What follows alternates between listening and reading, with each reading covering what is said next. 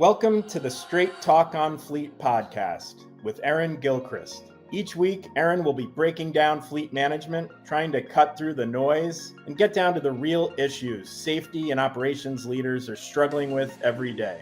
The goal will be to get to the bottom of how leaders can break down these silos of information and accelerate change management, how to use real-time, accurate data to drive massive efficiencies across fleet-focused business processes, and to elevate people's careers with emerging best practices. Now it's time for the Straight Talk on Fleet. All right. Hello again, Fleet community. We are back for the 38th episode. Yeah, I can't believe it. 38 episodes. If you're new to Straight Talk on Fleet, I'm Erin Gilchrist Rugg. I am the VP of Fleet Evangelism, fancy title, here at IntelliShift. And what that means is I just get to do this. I get to be an objective source, a reliable source of information about the fleet ecosystem because I have a lot of experience in fleet. I ran a massive fleet for over 15 years. And, I learned that fleet management is way harder than it needs to be. So I get to come on here and talk about all these things. I think that'll help us elevate our careers as fleet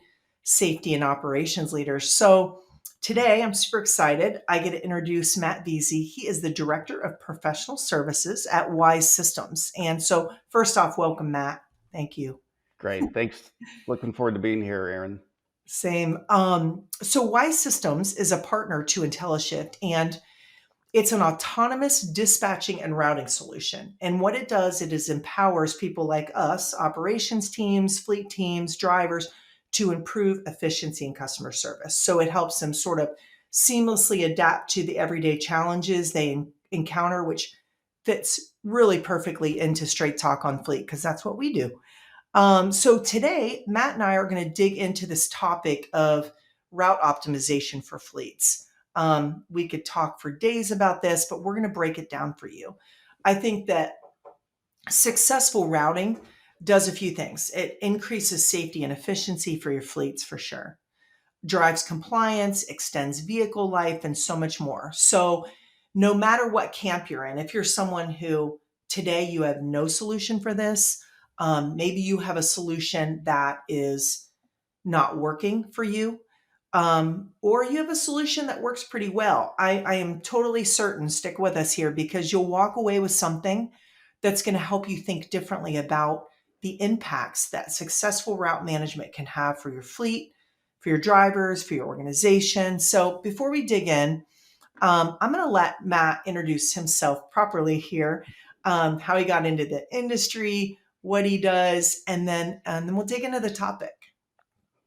Yeah, thanks, Erin. And as I mentioned before, super excited to be here. So a little bit about myself. I've been in the industry for about 15 years now, and that's going to be a mix, right, of much like yourself, Erin, on the operations side.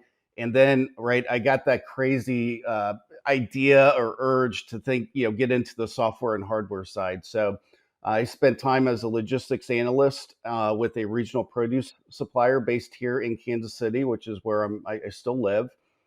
And then for about 10 years, I've been with a couple different, primarily routing and software optimization solutions, but focused primarily on that last mile and supply chain space. So currently, I'm the professional director of Wise Systems. And thank you for the introduction on what Wise brings to the table. And that's a little bit about myself, and definitely in Kansas City, and Pat Mahomes fan. Yeah, not a bad place to be right now, for sure, or lately, right? Yeah, thank you, Matt. I think Matt's going to bring a wealth of knowledge and experience to our conversation today. So from my personal experience, route optimization offers so many benefits, just a wide range of things. And I think about how it impacts, and I think significantly impacts our efficiency, our cost, our overall performance as fleet managers or safety, and then specifically ops managers as well. A lot of times the routing aspect falls under operations, but we as fleet leaders are directly involved, impacted. Sometimes we're responsible for helping to procure that tech and integrate it with our fleet systems. So again, that's how Wise Systems and IntelliShift come together. We're talking to our customers and saying, how do we help extend our offering to help them optimize routes. And we do that with Wise. So some of these impact areas that I'm speaking of, I mean, think again, we talked about cost reduction, fuel efficiency, obviously. Driver productivity is a huge one. Um, when we can really be prescriptive with our drivers about their day, and we'll dig into that a little bit more later, they're going to be more successful in every area of all the fleet things we need them to do alongside their vocation, which is, the many things. They're spraying lawns, they're replacing windshields, they're cleaning carpets, all the things. And then, one thing we don't think about as much when we think about route optimization is extended vehicle life. And what a critical thing right now, because we can't get vehicles. Our costs are rising. We're keeping assets on the road way longer than we ever planned to. It's terrible. So route optimization can help us extend that vehicle life. Safety is another one. You're like, how does route optimization affect safety? Well, in lots of ways. We'll dig into that. Again, prescriptive days for our drivers. Compliance for sure. Customer sat, right? We need to get to our customers on time. If we have 5 stops today, we got to get there. We got to get to all 5. It's part of our models in our organizations. And then sustainability. Anytime we can reduce miles driven and really home in on driving only the miles that we need to drive to do the best things that we do to be safe and efficient, that sustainability will be impacted.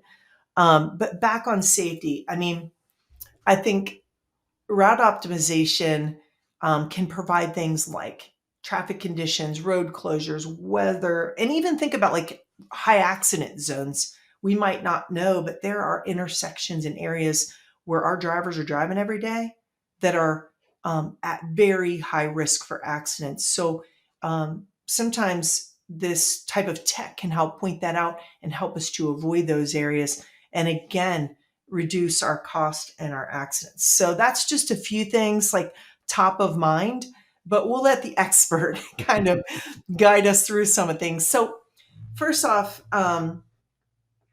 Matt, thinking about, I just want your point of view. So what is it? What is route optimization from your Yeah, no, good question. And it's a tough question, right? Because just think of all those items, Aaron, that are on target and that you went through, right? There was roughly, at least kind of 10 pieces there. And there's even some, right? There's probably more that we haven't even mentioned here. So for sure. in my opinion, right, route optimization is a deployable plan of action that you can deploy to your fleet, to your assets, drivers, etc., that are going to balance, and the key term there is going to be balance your operations KPIs. And Love the that. second key term is going to be your operations, right? Because if you think about, a service-based industry, right? Like the windshield repair and carpet cleaning and things like that. Oftentimes those are appointment-based, right? Or I've got roughly about a half hour, right, to make that service call and to meet that SLA, as opposed to maybe like a food or beverage distributor or broadliner who might have that luxury of an overnight, right, an unintended delivery or a 8-hour or 4-hour long service window. So balancing those KPIs, whether it's an appointment time or 30-minute service window in comparison to maybe an 8-hour service window, right? That optimization is going to vary, widely across those kind of two different verticals. So it's that deployable action that's going to balance your operations KPIs. And I love how you put that, because it sounds like, hey, this should be what we should expect as leaders in fleet and operations, is a highly customizable product. I Yeah. hear that when I hear you emphasize it's like addressing the unique needs of your business, kind of how and where and when you need to be where you need to be, and using this kind of tech and software to maximize profit and efficiency, right? Yeah. Um, so, so when businesses are embarking on this effort to deploy route optimization, look into it. What are some of those things that they should consider? Sure. Yeah, and so number one, also I'll just add briefly that optimization for your organization, right, is also going to be fluid and dynamic and can change over the years, right? If Erin, you think about our time within this industry from a driver pool perspective, right? It used to be that when we optimize, right, we're looking to reduce routes and reduce resources on the road.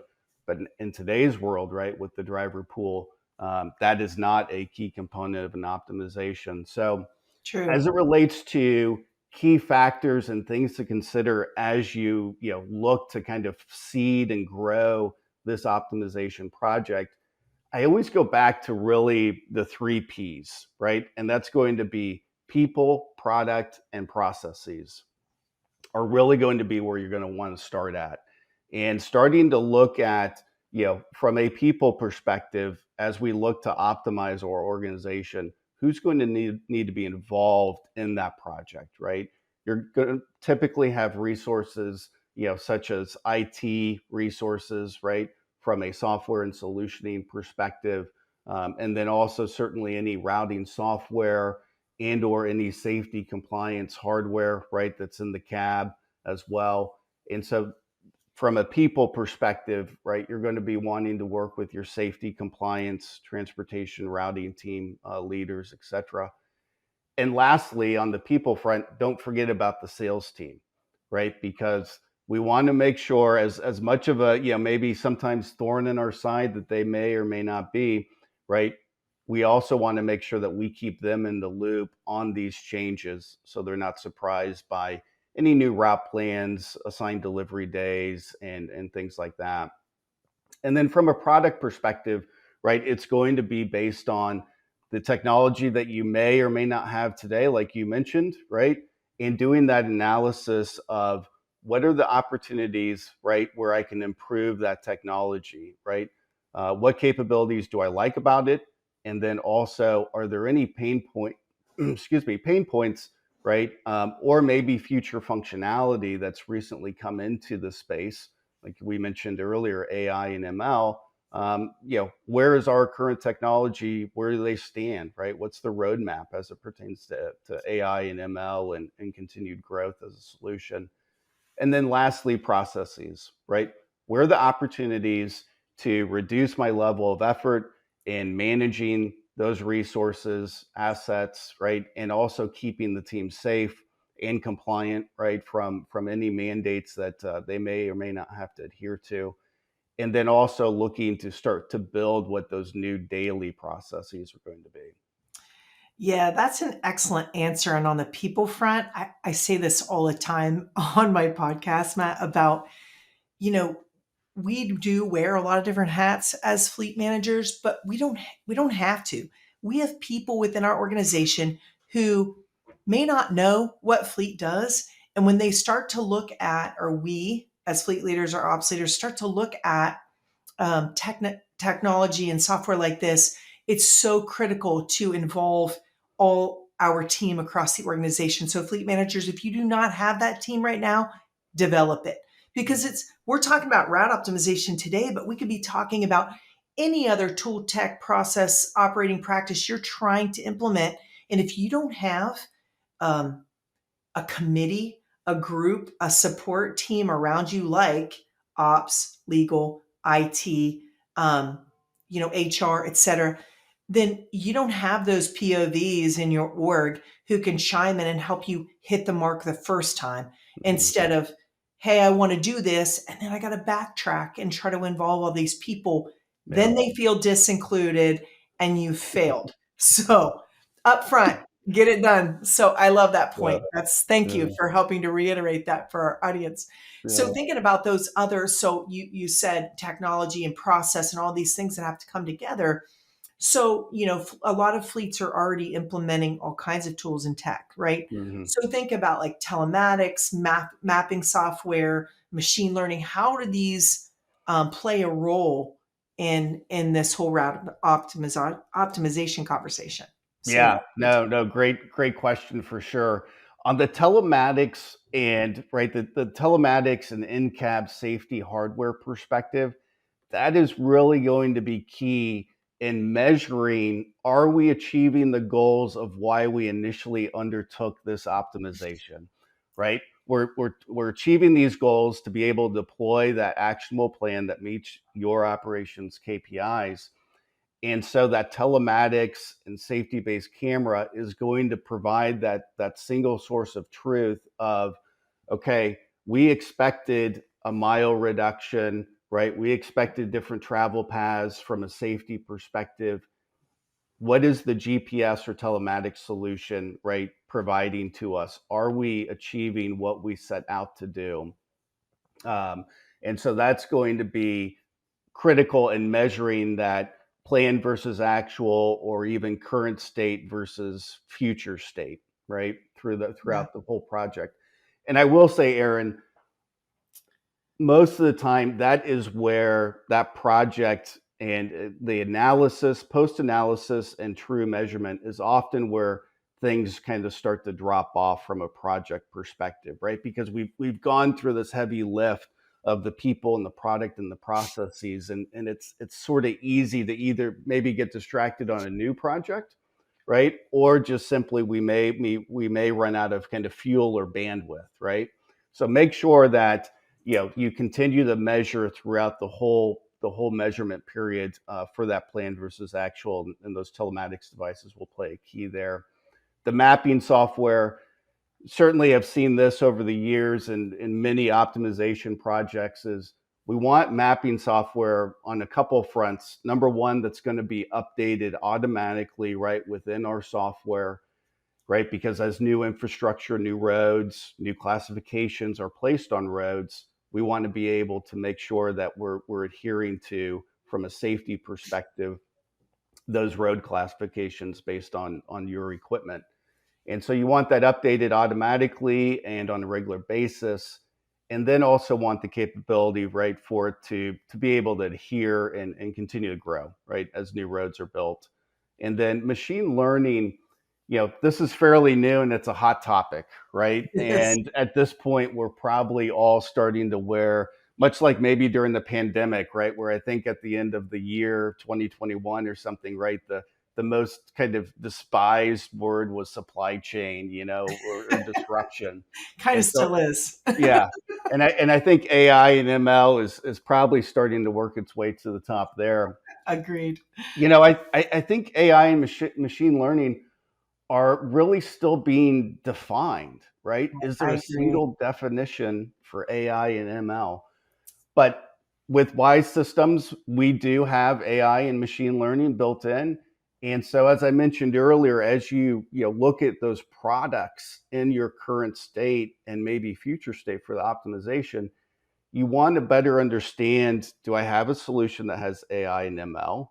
And Mhm. if so, right, have those leaders explain to you what their AI and ML does, how it's going to benefit your organization. And then secondly, right, if you don't have a solution that has AI and ML, right, you may want to check with those software leaders to see where is that on the roadmap, right? So that your operation can make an educated decision, on what it can do and what that timeline might be.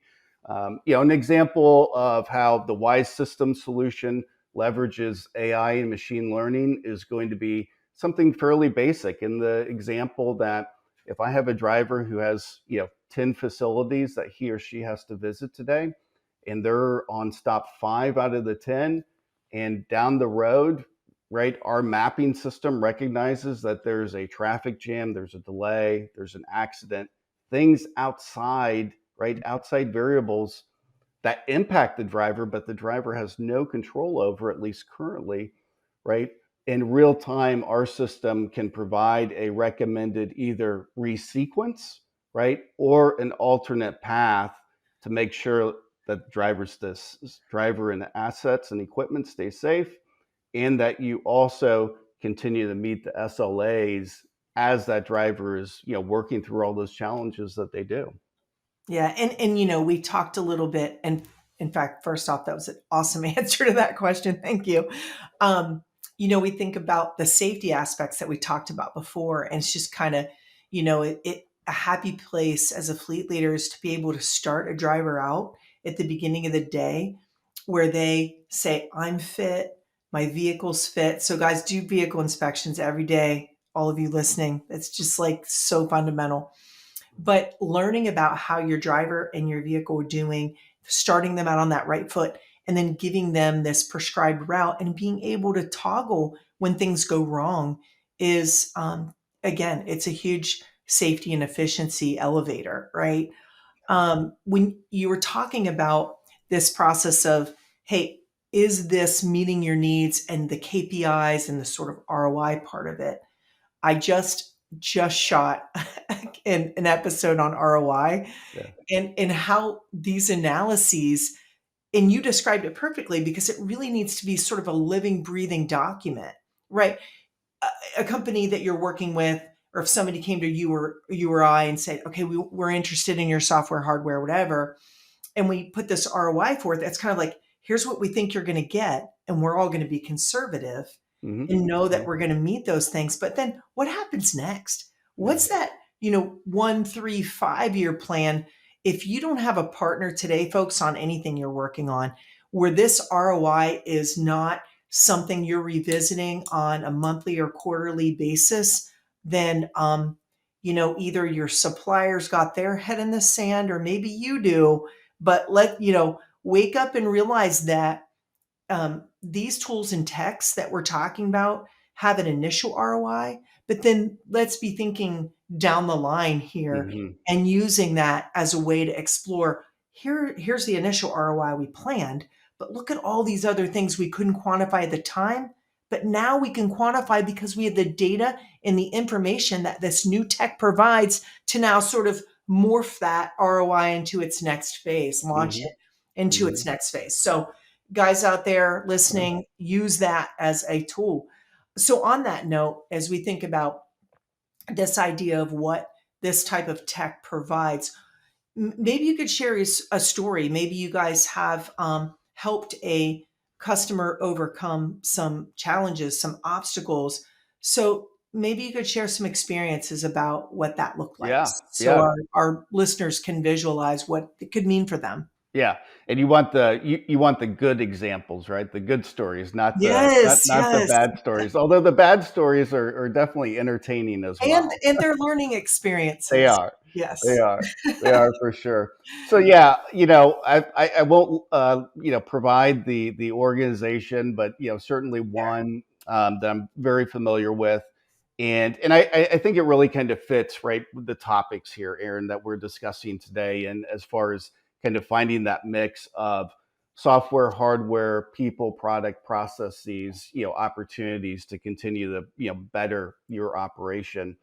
And first, it's going to come down to number one, right? From a customer SLA and customer satisfaction perspective, it was very limited visibility, and the visibility and the analytics, right, that we did have access to were very poor, meaning customer satisfaction rates at roughly about 30%, And right? that Out could of be the position that a lot of our listeners are in right now. So Yeah. this is a good example, I can tell. Yeah, absolutely. So first thing, right, was we needed to get that real time activity and real time tracking, right? So introduce a telematics and in-cab safety solution partner like an IntelliShift to get that real time visibility.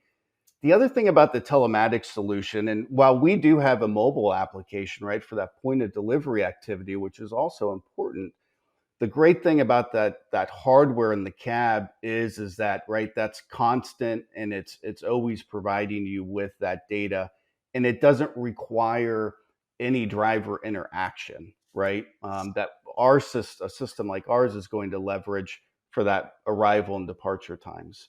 So first thing is, let's get visibility. We introduce that by bringing hardware into the cab. um, now we can really get a better idea of what our current state is. We all had a gut feeling kind of what was occurring out there, but we didn't have the analytics to back it up and to tell that story. And so then secondly, now we've got a baseline that we can work with. We know where our opportunities are, right? Where are we good, which really wasn't all that lengthy of a list, and then where can we improve?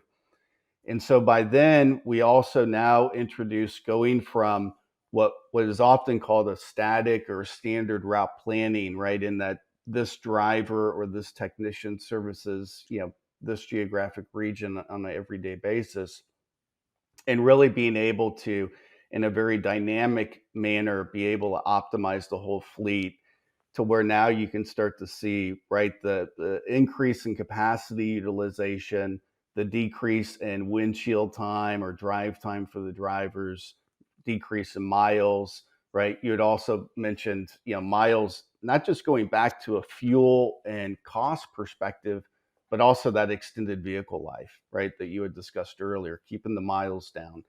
Um, and so now we're able to, the end result as we went through that process was, really kind of flipping the tables, because a lot of times in our industry, right, you always have that push and pull between operations and sales, right?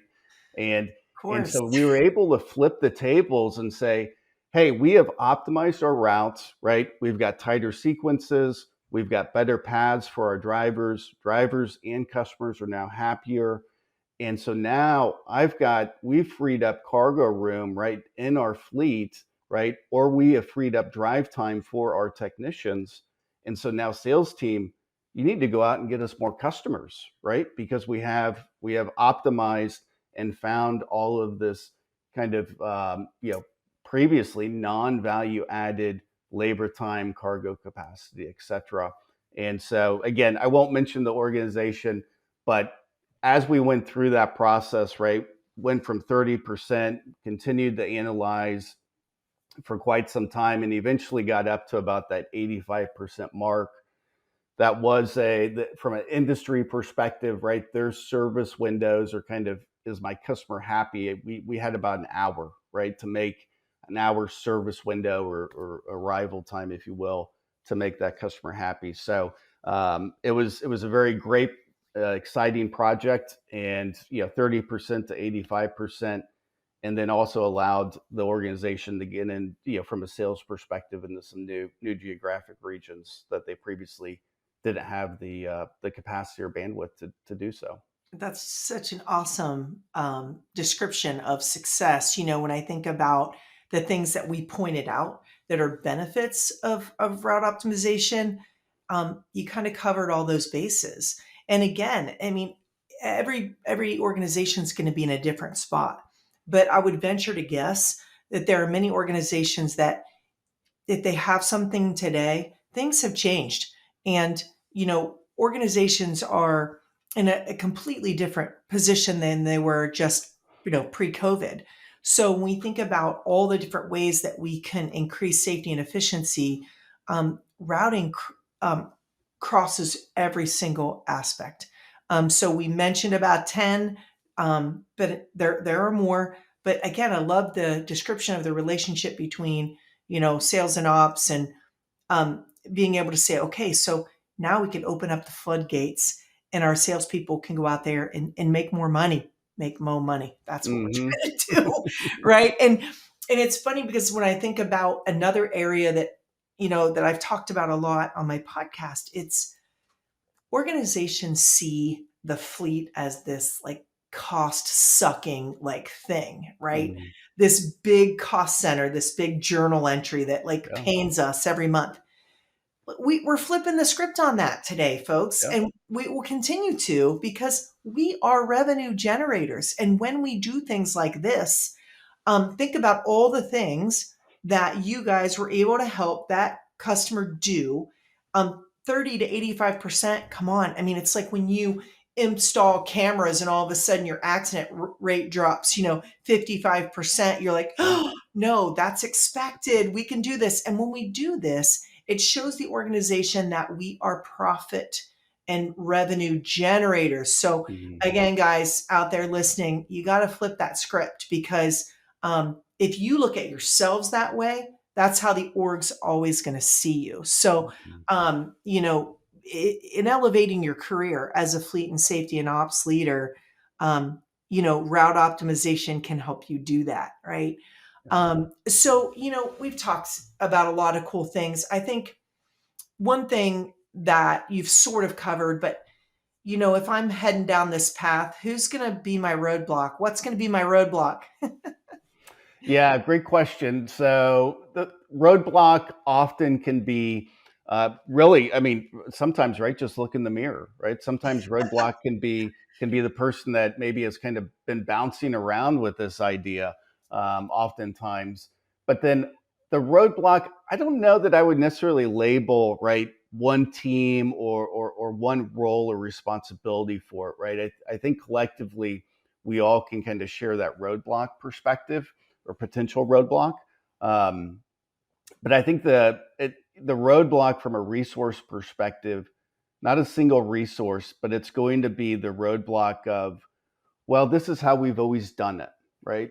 We're a profitable organization, right? And this is how it's worked up until this point, right? So why should we go through the heartburn and the headache and maybe early mornings or late nights, right, of tackling a project like this? So I think, Erin, again, I don't want to, kind of pin it on one resource or one team. I think it's mainly going to be that statement of this is how we've always done it, and right, we're a 200 or a 30 year, or we're a $500,000 organization or whatever would be. So we're good for now. Yeah, and I have come across that a lot in my career as in automotive, as in supply chain and logistics, but certainly in fleet, just because of the cost that it is to run a fleet inside of an organization. But hey, if you have a fleet, you need them. So think about the fleet differently, and you'll be successful. Mm-hmm. And this idea of, hey, this is the way we all always have done it. um, you know, Come on, who wants to be average? I think it's the movie The Incredibles where like Bob Parr, he's the dad, and the mom says, you're not going to go to this fifth grade graduation, right? And then he Yeah. goes on this rant about, oh, so average is okay. Aren't we all supposed to graduate the fifth grade? Okay, Yeah. come on, guys. Who Yeah. wants to be average? None of us do. So average, status quo, bad words. Yeah. Um, so the way we've always done it, no, change is good. And while switching tools and tech or implementing new stuff is painful, and I've said this on my podcast about switching tools and tech, the real pain is staying where you are. The Mm-hmm. real pain is, you know, doing business with a subpar provider, because Mm-hmm. that's all they are. If they're not a strategic partner or a trusted advisor, ditch them, right? Yeah. So I think this idea of tackling big things, we can do hard things. That's another thing I like to say. This is a big project, it sounds like, Matt, but it's one that has a slew of benefits for your organizations out there. So Yeah. again, so I think we've covered some great topics, guys. I could just spend the rest of my day talking to Matt about, like changing the world of operations and fleet management. We'll get Yeah. there, Matt. We can spend more time together later. Yes. I just love that. But any last words you'd like to share before we close out today? Yeah, no, again, thanks for the opportunity, Erin. This has really been a great experience. And I think as the listeners out there start to think about, do they want to undertake, and start to, plant the seed and grow this, optimization project, is just know that, right, you can control on how much you're going to, implement and bite off at one time. It doesn't have to be an overwhelming, kind of big bang moment, if you will. And then remember, always go back to those three P's, right? Within the project itself, as far as the people, the product, and the processes, and just look for those opportunities on where improvement can be made. And also, right, what teammates of yours, as you undergo this initiative, right, can help be champions and sponsors, for the success of it. So. Love it. You guys don't forget the three P's. Oh, when I post this out, I'm going to put that in there to help our listeners remember that those are super critical, and how they tie into anything they're going to do. for their fleet or their operations. So again, thanks for sharing your awesome expertise and knowledge in this area. So great to have you with us today. You can find Wise Systems and Matt on LinkedIn, but just reach out to me directly. I'm happy to connect you guys if you want to pick Matt's brain a little bit more, you're thinking about doing this. But to the overall fleet community, thank you again for joining us. We hope this gets you excited about what's possible and how you can elevate your career and your fleet and your successes. So if you liked what we're talking about today, subscribe to Straight Talk on Fleet, wherever you find your favorite content. And like we say every time on the Straight Talk on Fleet, until next time, keep it real, keep it safe for fleet's sake. So thanks again, guys.